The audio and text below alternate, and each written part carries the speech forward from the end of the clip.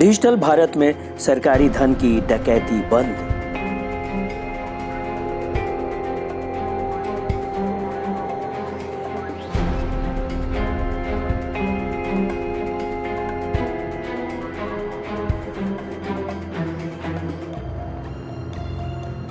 दो 2021 के भारत में 100 करोड़ लोगों के पास मोबाइल है और अगर हम डिजिटल भारत की बात करें तो पिछले 5-7 सालों में लोगों में डिजिटल शिक्षा की जागरूकता बढ़ी है और डिजिटल भारत की इसी रफ्तार को और तेज करने के लिए भारत 5G की शुरुआत करने जा रहा है।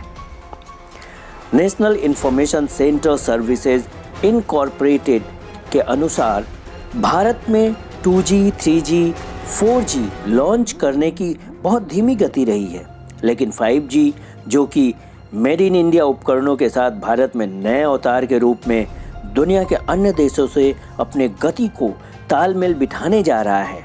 भारत में 5G के शुरू होने से संभावनाओं के कई नए दरवाजे खुलने जा रहे हैं।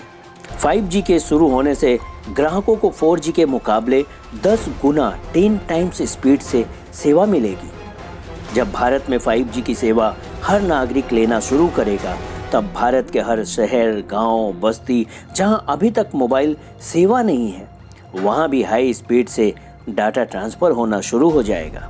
इतने बड़े क्रांतिकारी डिजिटलीकरण होने से भारत में बहुत बड़ा बदलाव होने की संभावना होगी। जैसे हमने पिछले ही एपिसोड में बताया था कि सरकार ने 90% से ज़्यादा भूमि का डिजिटलीकरण कर दिया है, यानी भूमि घोटालों पर नकेल।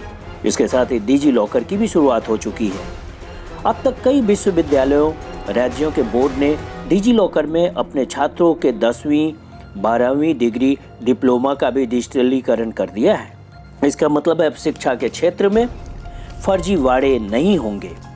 अब तक शिक्षा के क्षेत्र में फर्जी सर्टिफिकेट, फर्जी डिप्लोमा, फर्जी डिग्री का एक बहुत बड़ा गोरख धंधा चलता रहा है। डिजी लॉकर पूर्ण होने पर इस तरह के फर्जीवाड़े भी बंद होंगे। डिजिटल भारत का तीसरा सबसे उत्तम, सशक्त और सभी भारतवासियों को एक सूत्र में बांधने वाला उदाहरण है one nation one ration card. यानी भारत का नागरिक अब किसी भी राज्य का हो, उसका अब एक डिजिटल राशन कार्ड होगा और वह पूरे भारत में कहीं भी रहे, वहीं से वो अपने परिवार के लिए सस्ते गल्ले की दुकान यानी सरकारी राशन की दुकान से राशन ले सकेगा। उसे बार बार स्थान बदलने पर नया राशन कार्ड नहीं बनाना पड़ेगा। और तो और सस्ते गल्ले की दुकानों में नकली राशन कार्ड बनाकर करोड़ों लोगों का राशन डकारने वाले भी अब नहीं दिखेंगे।